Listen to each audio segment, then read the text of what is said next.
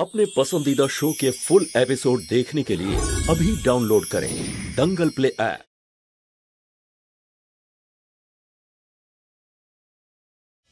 এখানে থেকে আর কোনো লাভ নেই। আমি তো নিজের জীবনটা তোমার সঙ্গে কাটাতে চাই। সোনা বাবু,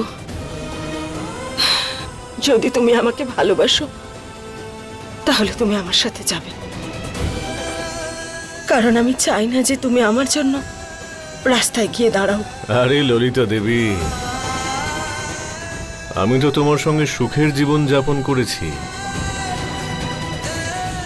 কষ্টটা না হয় সহ্য করব।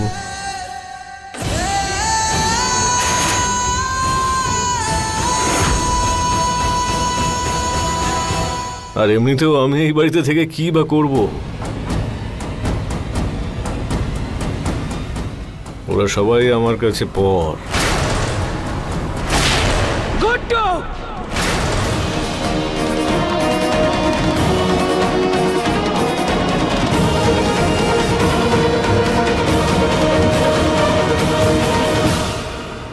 পরের কথা তোর কাছে বড় হলো? আরে তোকে আমি কোলে করে মানুষ করেছি, আর ওর কোলে মানুষ হচ্ছে তোর মেয়েরা। আর আজ আমরা পর হয়ে গেলাম। আরে তোর ওপরে আমাদের অধিকার আছে।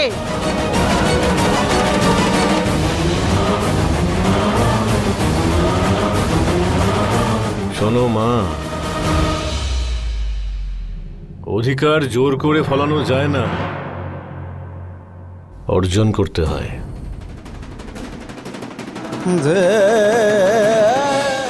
আর আমার উপরে তোমাদের কারোর কোনো অধিকার নেই।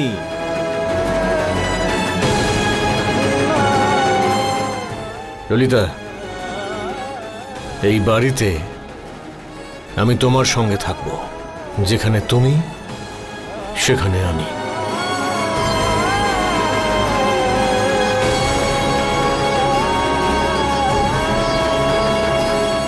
এবার সিদ্ধান্ত তুমি নেবে। আর বাকি রইল ওদের এই বাড়িতে থাকার কথা। এই সিদ্ধান্তটা তুমি আর আমি মিলিতভাবে নেব।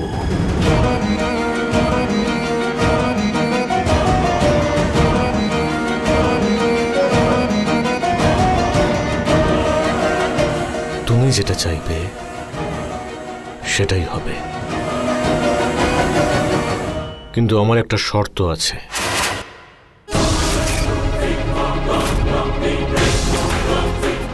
কি শর্ত? শর্ত হলো এটাই যে যতদিন তুমি আর আমি বেঁচে থাকব,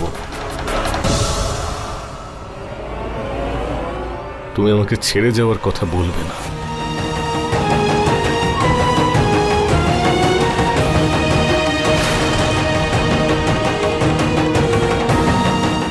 সোনা বাবু, তুমি সব সময় তোমার কথার জালে আমায় ভোলাও।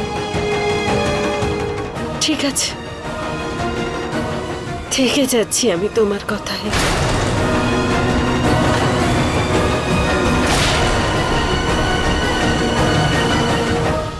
কিন্তু তুমি আমাকে প্রমিস করো, এই প্রবলেমটার পার্মানেন্ট সলিউশন তুমি খুঁজে বের করবে। নিশ্চয়ই ললিতা, একসঙ্গে সলভ করব, কিন্তু এখন তুমি উপরে গিয়ে একটু রেস্ট নাও প্লিজ।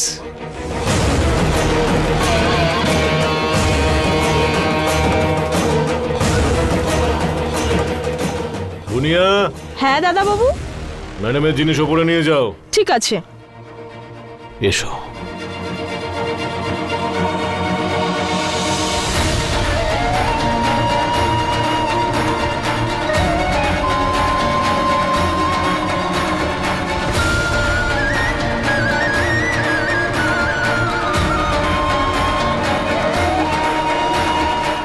এসো তুমি আমার সঙ্গে। আমি তোমায় কিছু বলতে চাই সোনা বাবু। ললিতা, এদিকে এসো, শান্তিতে বসো এখানে। এবার খুলে বলো কি বলতে চাও। গুড্ডু, আমি তো পরিষ্কার করেই তোমাকে আগে বলেছি, আজ আমি ভালোবেসে বোঝাতে চাইছি। এই বাড়িতে হয় আমি থাকবো নয়তো রঞ্জু। আজ তো রঞ্জু বাড়ি ছেড়ে চলে যেতেই চাইছিল না, কিন্তু মা ওকে আটকে নিল, কারণ ও জানতো যে মা ওকে আটকাবেই। ও মায়ের ভালো মানুষের সুযোগ নিচ্ছে, কারণ ও জানে যে মা হলেন তোমার দুর্বলতা। গুড্ডু,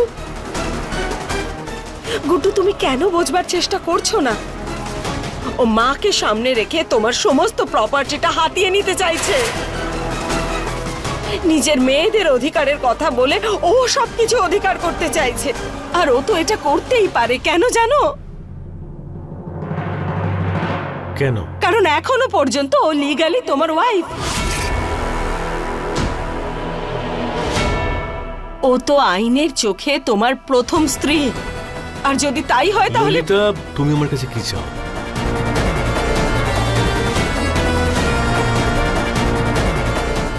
সোনা বাবু, ডিভোর্স।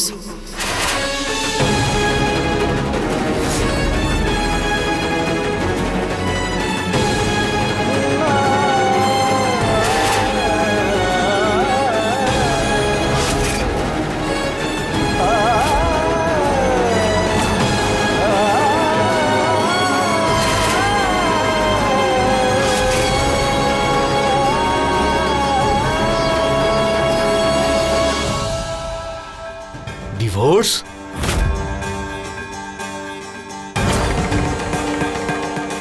তোমায় রঞ্জুকে ডিভোর্স দিতে হবে। ও যদি তোমার স্ত্রী না থাকে তাহলে তো আর ওর কোনো অধিকার থাকবে না, আর তখন মাও ওকে কোনো দিব্যি দিয়ে আর আটকাতে পারবেন না।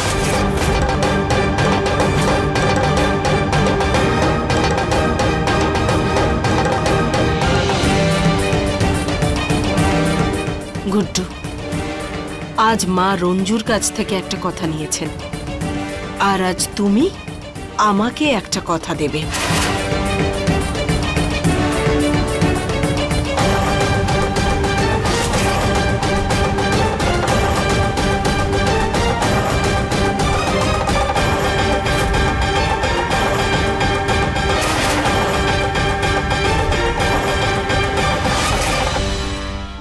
তোমায় রঞ্জুকে ডিভোর্স দিতেই হবে।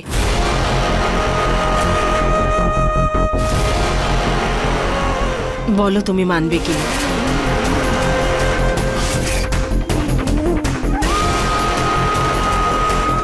কি ভাবছোটা কি তুমি গুড্ডু? এই তো সুযোগ অতীতের সম্পর্ক থেকে মুক্তি পাওয়ার। ললিতা, আমি তোমার সব কথা মেনে নিলাম,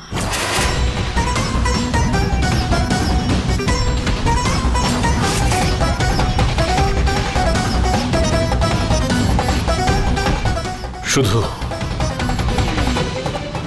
তুমি আমাকে ছেড়ে কোথাও কখনো যেও না। তুমি গিয়ে যে কোনো লয়ারের সাথে কথা বলে নাও,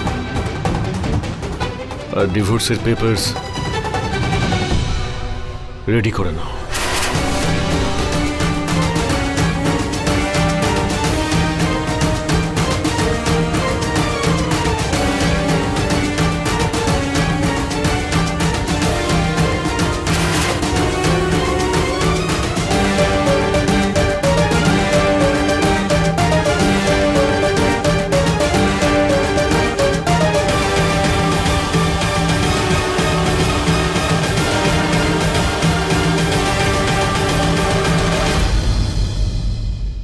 সময়টা একটু বেশি লাগলো, পরিশ্রমও একটু বেশি করতে হলো, কিন্তু রেজাল্ট যা ভেবেছিলাম তার চেয়েও ভালো হলো।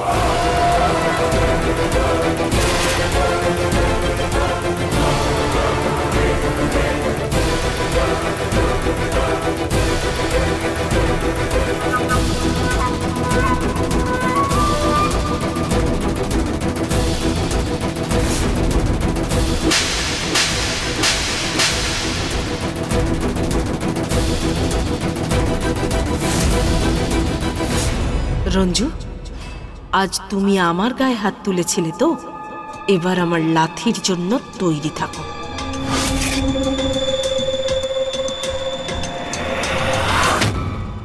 এই বাড়িতে যা সব হচ্ছে না, ঠিক হচ্ছে না কিন্তু। হ্যাঁ দিদি, একদম ঠিক হচ্ছে না, শুধুমাত্র মায়ের চটটা বাদে।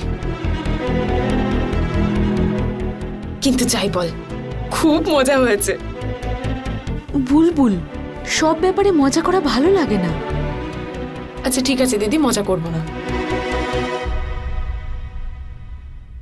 কিন্তু মুস্কানের গায়ে হাত তুললো কি করে? হ্যাঁ, যদি মায়ের হাতে ফিঙ্গারপ্রিন্ট ওর মুখে না পড়তো তাহলে তো আমি তো কি করতিস তুই? ঠিক আছে, কিচ্ছু করতাম না। কিন্তু দিদি, আমি তো এটাই ভাবছি যে ওই গুড্ডু মিশ্রা ছামাকছল্য ভিতরে গিয়ে কি কথা বলছে। জানি না, কিন্তু যেভাবে কথাটা ছড়িয়েছে তাতে ওরা চুপ করে বসে থাকবে বলে আমার মনে হয় না। চুপ থাকলেই ওদের জন্য ভালো হবে দিদি। যদি ওরা আমার বোন আর আমার মায়ের সঙ্গে অসভ্যতা করে তাহলে সেটা ওদের স্বাস্থ্যের পক্ষে ক্ষতিকারক হবে। বুলবুল, প্লিজ তুই আর তেমন কিছু করিস না যাতে মায়ের চিন্তা আরো বেড়ে যায়। এখন আমাদের সবাইকে এটা মাথায় রাখতে হবে যে মা যেন কোনোভাবে আঘাত আর না পায়। কিন্তু দিদি, জানি না মা কোথায় গেল, এখনো রান্নাঘর থেকে আসেনি।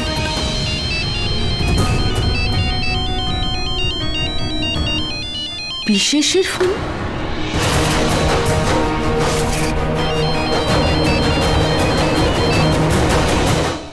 হ্যালো শালু, আমার ওই ইনকাম ট্যাক্সের ফাইলটা একটু দরকার।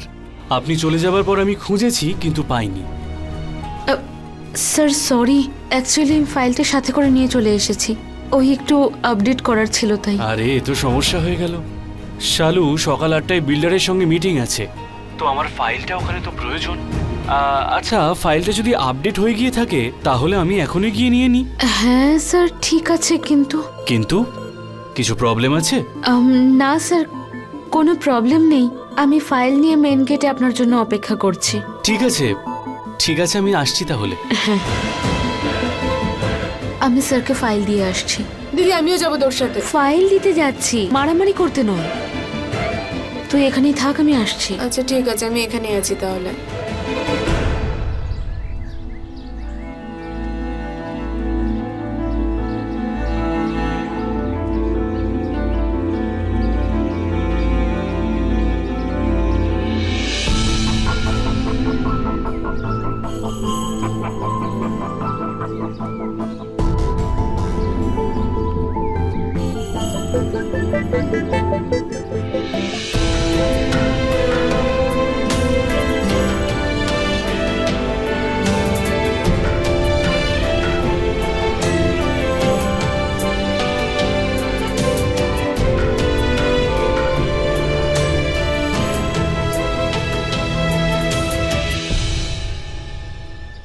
Sir file.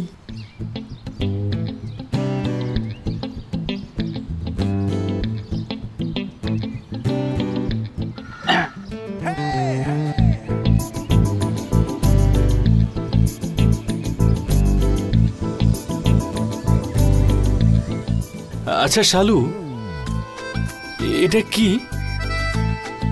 কেন স্যার, কোনো মিস্টেক হয়েছে নাকি? আমি মানছি আপনার ইংরেজি আমার থেকে অনেক বেটার। এই বয়সে আপনি আমার পরীক্ষা নেবেন নাকি? এক্সাম? স্যার আমি কেন আপনার এক্সাম নেব? তাহলে আপনি আমাকে ইংরেজির পেপার কেন দিয়েছেন? Oh I am so sorry sir, তাড়াহুড়োর মধ্যে বোধহয় রেখে ফেলেছি। I am extremely sorry. আমার কাছে আসার জন্য তাড়াহুড়ো?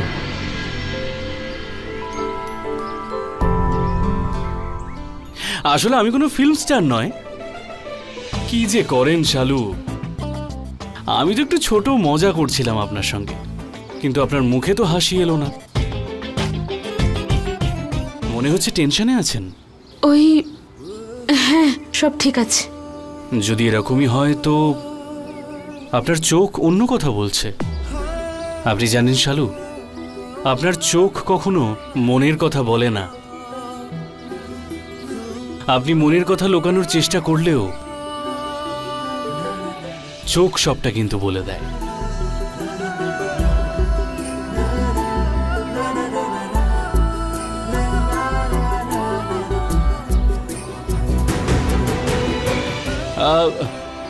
আসলে আমি বলতে চাইছি যে একজন বন্ধু হিসাবে, না একজন কলিগ অথবা একজন মানুষ হিসেবে আপনি আপনি আপনার সমস্যা আমাকে বলতে পারেন। You can totally trust me. বিশ্বাস তো আমি আমার সোকল্ড বাবাকেও করতে পারি না, তাহলে অন্য কাউকে কি করে করব? বলুন না শালু, কি সমস্যা? যদি কারেন্টের কোনো সমস্যা হয়ে থাকে আর আমি সেটা খুব সহজেই... না স্যার, কোনো প্রবলেম হয়নি, আসলে একটু মুড অফ আমার। অদ্ভুত ব্যাপার, আমি এত চেষ্টা করি আপনার মুড অন করার জন্য, কিন্তু কে কোথা থেকে এসে আপনার মুড অফ করে দিয়ে চলে যায়।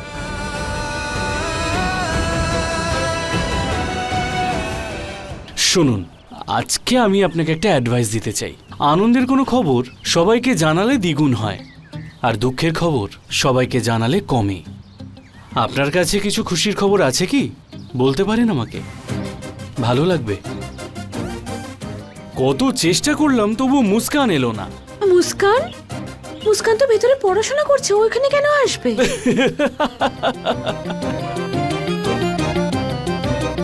আমি আপনার বোন মুস্কানের কথা বলছি না, আমি সেই মুস্কানের কথা বলছি যেটা আপনার মুখে মিসিং আছে।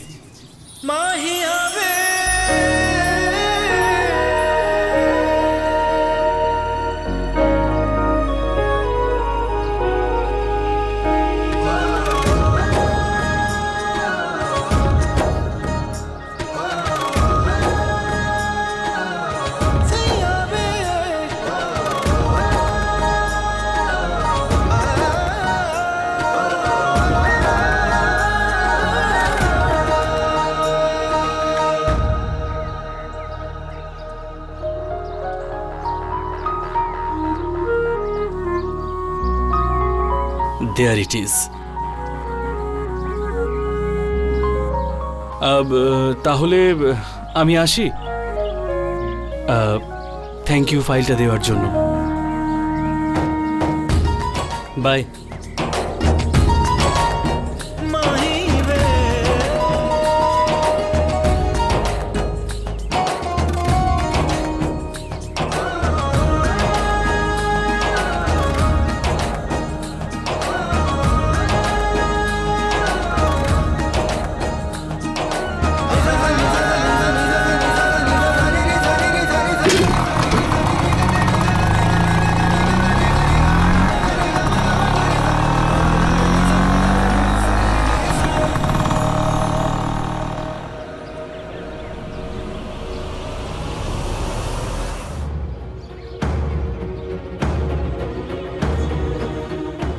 আমি তোমাকে আগেই বলেছিলাম, আর আজ আমি গুড্ডুর সামনে বলছি, তুমি আমাকে কথা দাও, তুমি আজকের পরে এই বাড়ি ছাড়ার কথা দ্বিতীয়বার বলবে না।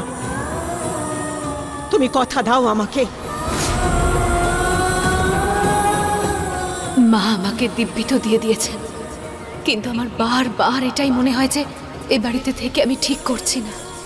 এই বাড়ির পরিবেশ আমার মেয়েদের ওপর কুপ্রভাব ফেলছে।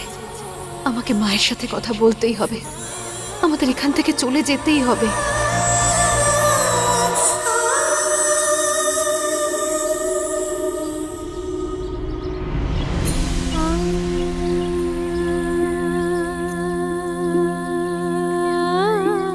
মা, তুমি এখানে কি করছো?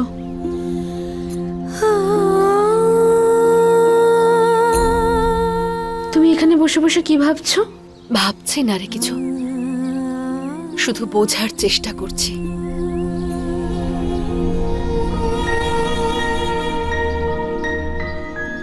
মারে, আমার মনে হয় না যে তোদের সবার এই পরিবেশে এই বাড়িতে থাকাটা ঠিক হচ্ছে।